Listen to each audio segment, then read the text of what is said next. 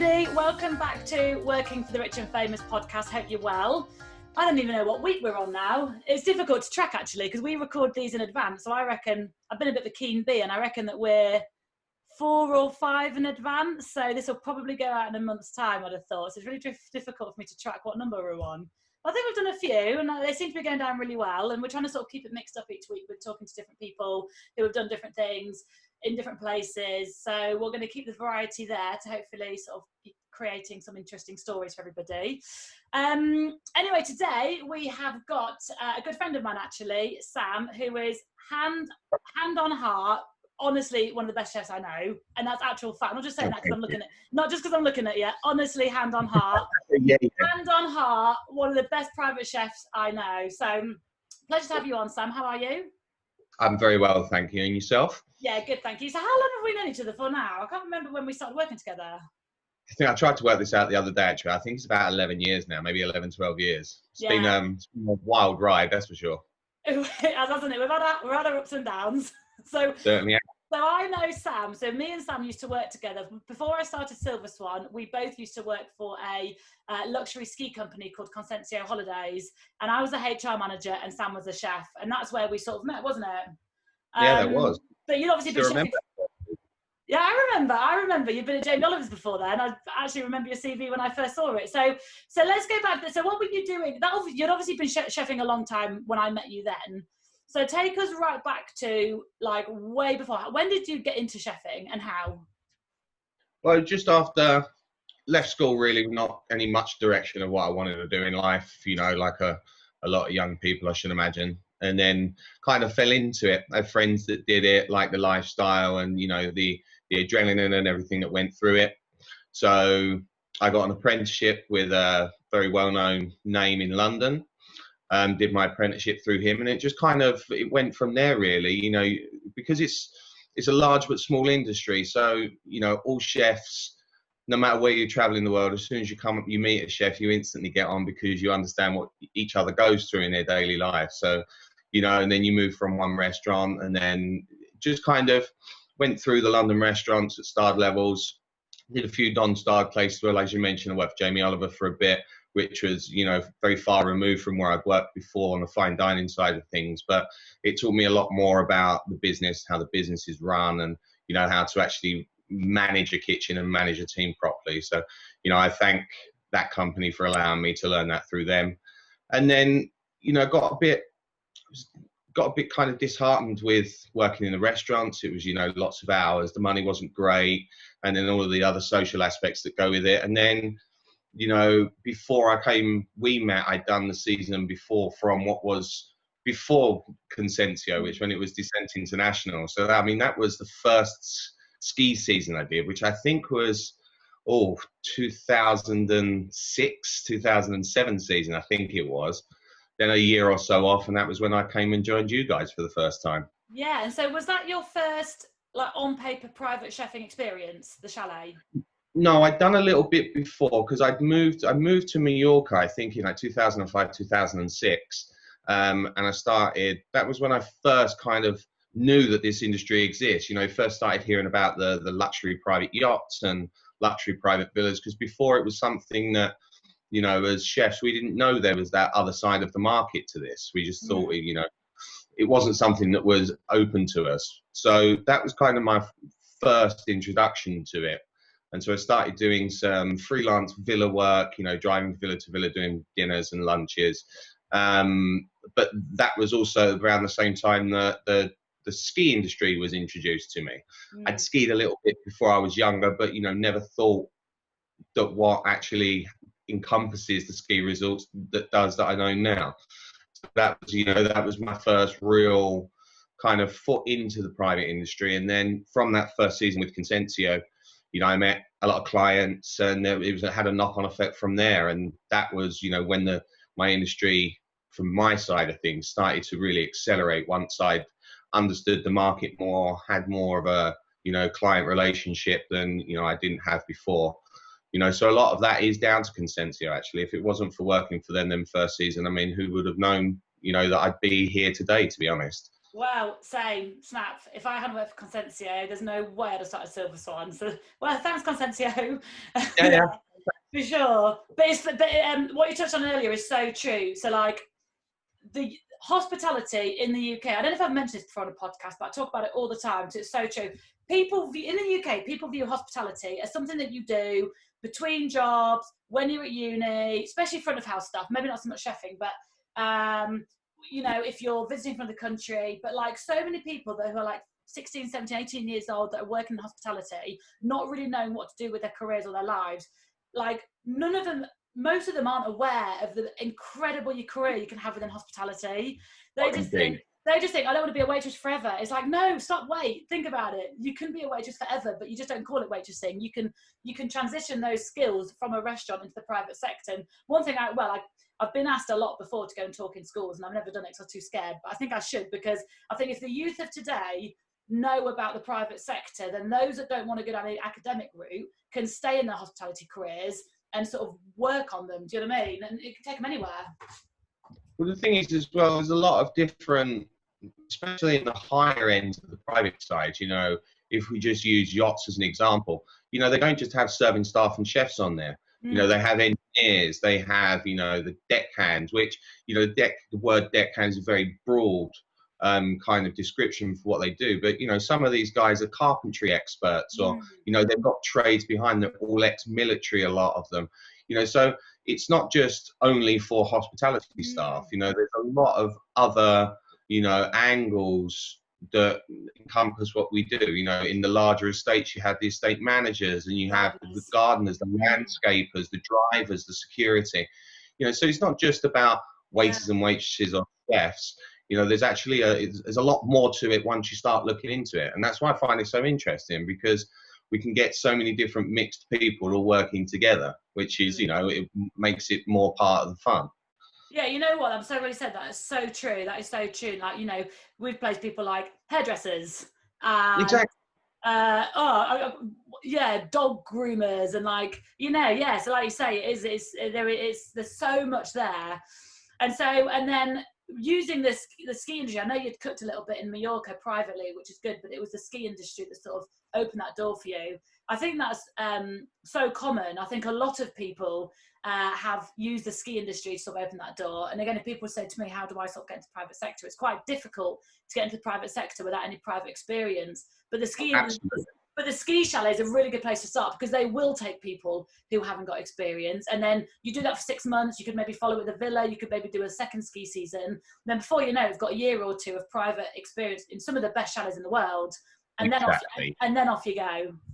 It's an incredibly good stepping stone. I mean, it's worked well. I mean, if me and you put our heads together and wrote a list of names, and the amount of people we now know with 5-6 years experience in the industry that all started off, even in places like Mark Walnut or YSC, they're great companies in their own right, but what they do is they give you the stepping stones, they give you the networking, and also it gives you a bit of an insight on what it's like to be working on your feet for 14 hours a day, or, for working those long stretches for clients with no days off, which is unfortunately part of what we do.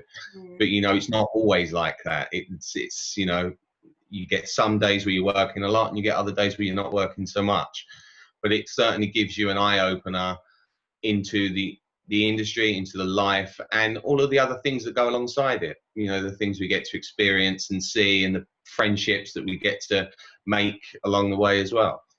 Yeah, definitely. And it's a very quick sink or swim scenario. People that turn up to a ski resort, if you last your first month, you will have a successful career in the private sector. If you don't last your first month, then it's, at least now, hey. Well, no, if you survive Christmas, if you're still there January the 3rd, then you're going to be all right, because that's the hardest part of the season done, the Christmas and the New Year's stint, or when you get the rush and so you have to do it double. There's double Christmases and New Year's, but once again, it's that's all part of it, and everyone's in the same boat. So it's not like, when you work in the hospitality industry in London, say, or another major city, it's Christmas, it's New Year's Eve, all of your friends that have quote normal jobs are all going out for New Year's and spending Christmas with their families, where you're working, which can be a bit of a bummer sometimes, but it's once again, it's part of the industry, and that's it's one of the downsides of being a chef, because you're always at work when everybody's off. Yeah, it is, isn't it? Like, Mm. I always wondered that. I think it'd be so difficult from a personal point of view, if someone that works 9 to 5 to sort of date, if you like, or hang out with, or start a family with someone that works in the hospitality sector. I think you kind of need to partner up with someone in the same sector, or you're on a completely different time schedules, aren't you? Oh, it's that, chefs' relationships don't particularly last because of the hours that you work in. Yeah. Speaking from a point of view, most any girls out there thinking of being with a chef, just be careful.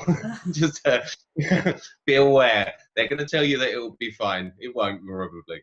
Oh, bless. Unless they also work in hospitality, so Well, yeah, of course. Yeah. But then they're the relationships you form anyway, aren't they, with your peer group, or whether it's a relationship. Yeah. Generally, my peer group is people that work in this industry, because they're the only people that really understand what it is that we go through on a daily basis. Yeah, fair. And so for those people listening then, obviously it's fairly obvious to those that do the job, but you've worked in restaurants, you've worked up to head chef exec level, you've obviously worked as a private chef. For those that don't know, what are the differences? If you were to move from a restaurant as a private chef, how does your role change? What are the main differences? Well, the main difference, and this is actually a conversation I was having with one of our mutual friends the other day, it's that transition directly from a head chef in a restaurant to the head chef of a private house. It's very different. I mean, when you're working in a private home, your food is only 50% of what you do. There's a lot of juggling for your time. There's a lot of impromptu guests. You're also working alone a lot, so you're shopping, you're provisioning, you're cleaning. You're keeping your galley tidy. That's all on you. Some of the larger houses you'll work in, you might have a sous chef if you have a large estate team, which will take care of staff food and cooking for the security and the entourage. But generally, you're working on your own, and I think that can be a bit shocking for a chef that's only worked in restaurants or hotels to come into the private side. But then once again, chefs that have only worked in the private side find it very difficult to run a kitchen. So although they're the same, they are polar opposites of the scale. There's a lot more kind of juggling of personalities and emotions in a private house, because you're working very closely, with the gardener up to the principal, the head of security, or the nanny. So you've got all of these different personalities and parts that you have to kind of be aware of. Where when you're in a restaurant or a hotel, you're in your little domain, you're in your little safe space, your kitchen. That's your kitchen. And what happens in your space is up to you, which isn't always the case in a private house. But saying that, for me personally, I think both sides have their positives and their negatives. I prefer the private side now as I've got older, because it's more relaxed, and you do get more time to have a normal life as such, especially with a family and so on and so forth. But that's not to say that I don't miss the adrenaline and the fire that you feel inside of a busy service in a restaurant. So, it's different. It's just horses for courses, isn't it? It depends on what it is that you want out of life. Yeah, I think they're completely different jobs. And you've got in the kitchen, you've got, like you say, the adrenaline, it's fast paced, you're with your buddies, whether you like them or not, you're all a team. But then I guess what you lack is when you work private. I can imagine there's a bit more of a rewarding side of it, because you are serving the food you cook, you're seeing the people eat the food you cook, you're getting direct sort of compliments. When you're in a kitchen and you've made 100 of one thing, you don't hear everybody raving about it. So it's very the gratification is instant. If you've made a mistake, you know about it. But if you've done well, you know about it as well. And I mean, fundamentally, I can't speak for every chef out there, but for myself, I'm a cook. I cook food. That's what I do. So my whole mission in life is to cook one plate of food for one person, and then to go to bed happy. And if you've achieved that, then you're doing your job well. And in the private side, you certainly know if you've done a good job. But then again, if there's a mistake, you also hear about it as well. So, but that's good in a way, because there's no miscommunication. You know what's going on in your department, and it's the kids as well. That's really good when you've got the kids in and out of the kitchen. You become part of the family. You become, the kids look up to you. They become part of your daily life. And, if you're lucky enough to be with the family for a while and you can see the children grow, I mean, it's a really nice thing. Yeah, that's lovely. Providing the kids like you. They're vicious little things, aren't they? And providing the kids like you, or that you like the kids. It's either or. Either or. So in terms of sort of skills of a private chef, because like you said before, you're not just cooking, like you're all of a sudden writing menus, you all of a sudden have to tailor menus to different dietary requirements, you're having to budget, provision, shop. There's a whole range of skills that's needed to be a private chef, probably that aren't needed in the kitchen. What would you say is most important? Organisation, probably, I always sort of see as being quite important. What would you sort of say is some of the most important skills that you'd need to succeed? I mean, obviously, for any chef, time management is incredibly important. The goalposts are slightly different and a little bit more fluid in a private house than as if you're in a restaurant, because obviously in a restaurant you have your services 12 till 3 and 6 till 9, whatever they are. In a house, that can be incredibly fluid. You can be serving breakfast at midnight and canapes at 7 a.m. We've all had those guests that want you to run on a different time zone. That happens as well. It's about being flexible. It's about being flexible and not being flustered. We all get those times when we're a little bit stressed or we're under the cosh a little bit, but it's more to do with the fact that, you have to be always ready. That's, I suppose, one of the key gifts that I could suggest learning is, you've got to be one step ahead of your clients all the time, because you just don't know what they're going to do. You'll get we want lunch at 1 o'clock, and then at 3 o'clock you found out that they had lunch elsewhere. That happens. But then you also have oh no, the guests aren't here for dinner tonight, and then 10 to 7, 8 people turn up. So, you never know what's going to happen. So it's about being very flexible and having your time management and just always being ready, and then working your timings to make sure that the place is clean. Because unfortunately, you're going to have to do washing up, or the butler needs some help with something, or all of a sudden, there's guests that need separate dinner to what you're doing. So it keeps it exciting, but that's the main difference between the private houses and the kitchens, especially, is, you're never really 100% sure what's about to happen. So you just have to assume that it's going to happen and be ready anyway.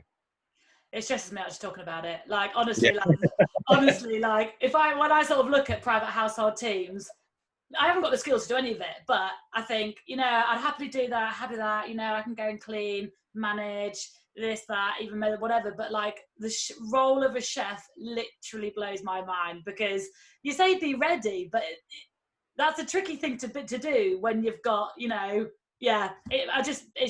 chefs are incredible. Yeah, I've always thought that chefs are incredible.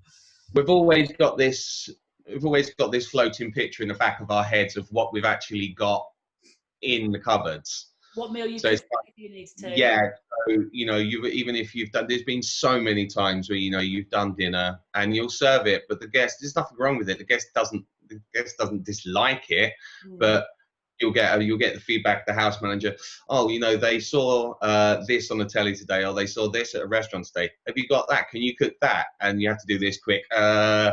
Yeah, I think so. And there's been the instance where someone gets in the car quickly to drive to the nearest shop, which is something you can't do when you're in a boat. But especially in the ski chalets, there's been, as you can yourself, times when you had those guest requests, and you've got to think on your feet. Yeah. No, it's amazing. So where's your career taking you then? So obviously we don't talk about who we've worked for in this podcast at all, but I'm really interested to know where in the world you've worked, because I think you've done yachts as well, haven't you? A little bit when I was younger, before I became famous, or become popular.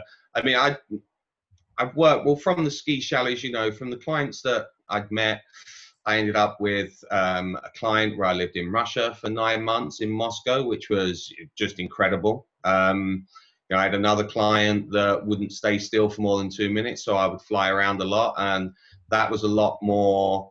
I'd get a phone call, the plane's here, I need you to be in Miami, or I need you to be in Paris, or I need you to be here, and that was a very rewarding job financially, but it was incredibly stressful, and it's a lot of flying by the seat of your pants a lot of time. You know, you're flying into Charles de Gaulle, and then you've got to jump into a cab. You've got to get into a supermarket, find the food that you need, get to the house, get ready.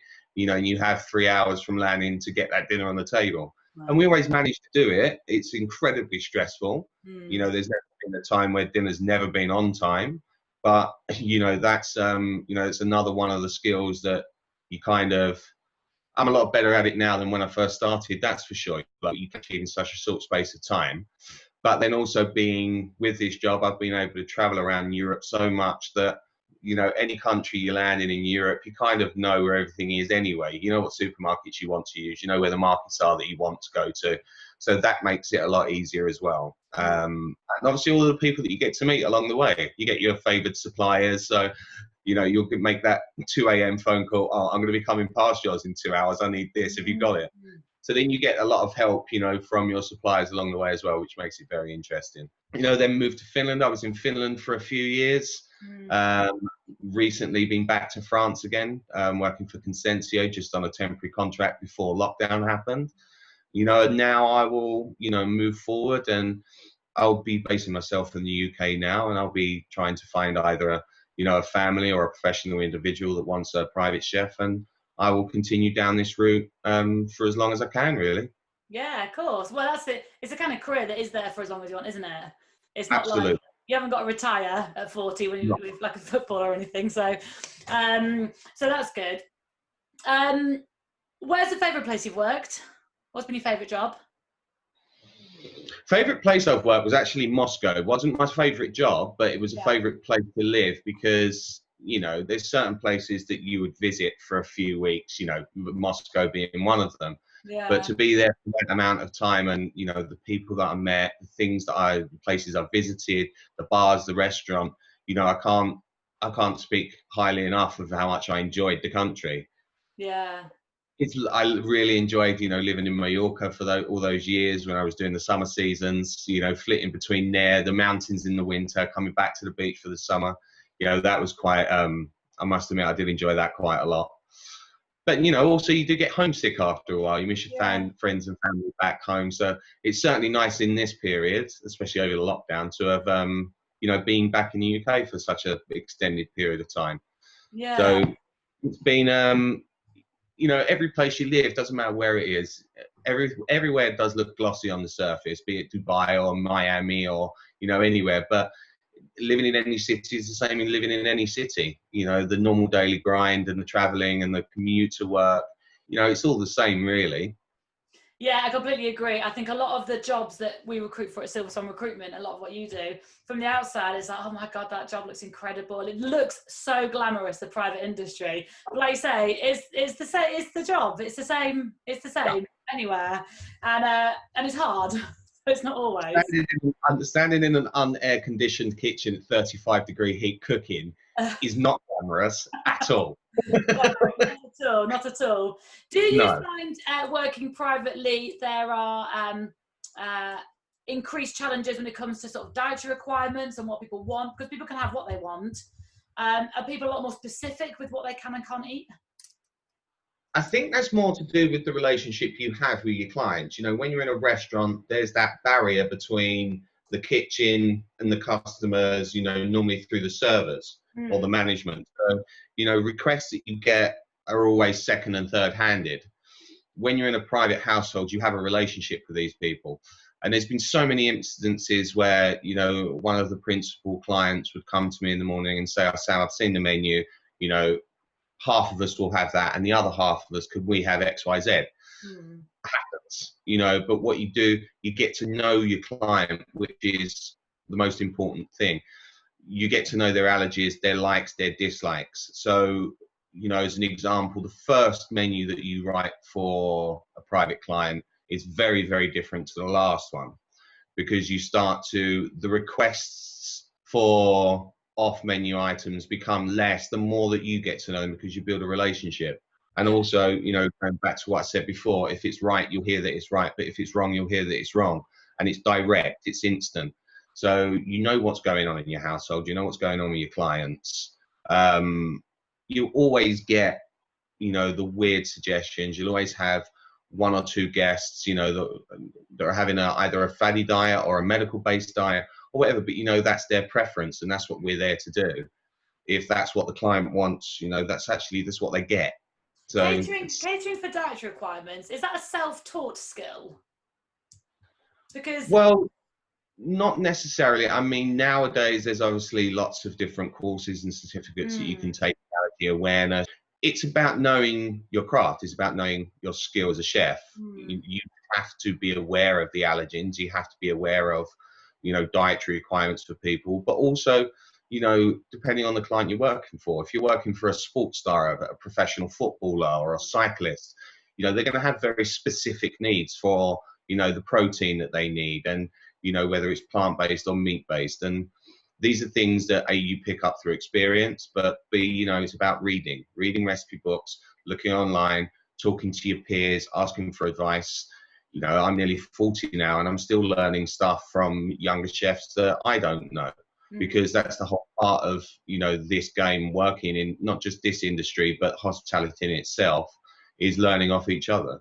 And as they say, every day is a school day in this industry. Yeah, definitely. What's your favourite thing to cook in the whole wide world? For myself, a sausage sandwich. Yeah. There's another thing that chefs don't eat well because we spend so much time cooking food for other people. Yeah. You know, if I'm cooking for a family, you know, anything that gets the family together, roast dinner, you know, but just down the middle of the table with everybody there. If I'm cooking for a client, you know, I like doing chocolate work, especially like cooking fish, you know, but it is also, it's depending on what you are.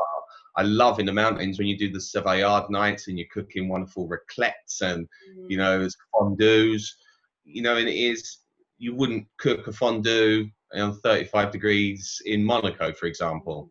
Yeah, but then once again, you know, you don't do paella in the mountains. So it does depend on where I am and, you know, what time of the year it is. But for me, yeah, perfectly honest, you can't get a sausage sandwich. I bloody love a sausage sandwich. Sausage sandwich, sausage roll, sausage yeah, it's open again. Fantastic. Yeah, no, exactly. Okay, cool. And so, to sort of wrap things up a little bit then. So, obviously, lockdown's hit. You know, you're locked down at home. Do you reckon, you know, COVID's going to have much of an impact on you returning to work, or how you are at work? A kitchen's going to have to run differently? Or? What I have noticed is that the market's it's changed slightly, where in regards to, you know, you see now that the private villas and the yachts have started to open back up again. There's a little bit more fluidity in the market.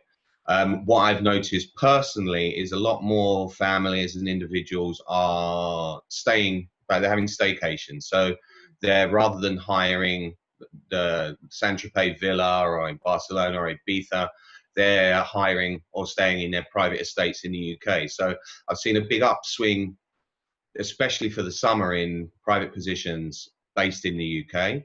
A lot of them, as we was discussing earlier, you know, some of them are increasingly locking themselves down now. So I think the way that, you know, us staff will have to change slightly. There is obviously, you know, when you're living in a household, we'll become part of their bubble. So we won't be as exposed to any outside risks, because we won't be wanting to bring in those risks into the household, of course.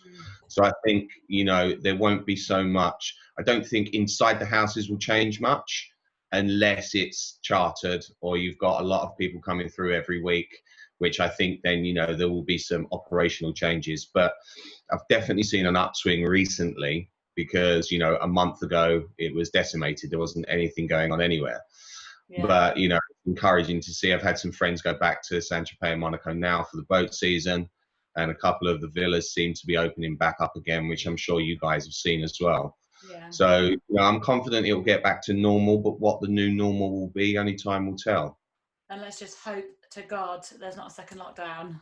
Honestly, no, I think all the time. Like, whilst I'm desperate to sort of get back, and this week's been very exciting with haircuts and going to the pub and stuff, like, and what half of me is desperate to get out, get life back to normal. The other half of me is like so scared of there being a second lockdown, because that's such an impact on our industry. No one can go to work. It's we need to be aware. Everyone needs to be self-aware. We need to you know, drop whatever opinions or attitudes we have about the lockdown or masks or anything, because, you know, we're only as strong as our weakest 1%. So as long as everybody does their bit, you know, hopefully it will stay as it is and not get any worse. Yeah, fingers crossed, fingers Fingers crossed. crossed. Yeah. Cool. Well, Right. thank you very much for No coming problem. and chatting and giving people a bit of an insight into your world.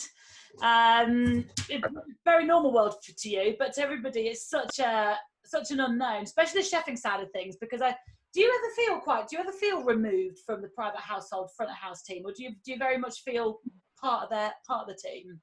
Oh, no, absolutely. In a household, I mean, that's absolutely key. To have a good relationship with your house manager and the other people that work in the house is important. And if you don't have that relationship, it can become very, very difficult. Very difficult indeed. I can imagine. Okay, fabulous. Well, thank you very much for talking. I hope everyone has enjoyed it. If you're enjoying the podcast so far, please come and follow us on social media, Silver Swan Recruitment on Facebook and Instagram. You'll find me, Philippa Smith, on LinkedIn. And then obviously, if we can help you with your job search at all, come and see us at Silver Swan Recruitment. Bye for now, and I'll speak to you all next week. Cheers, bye.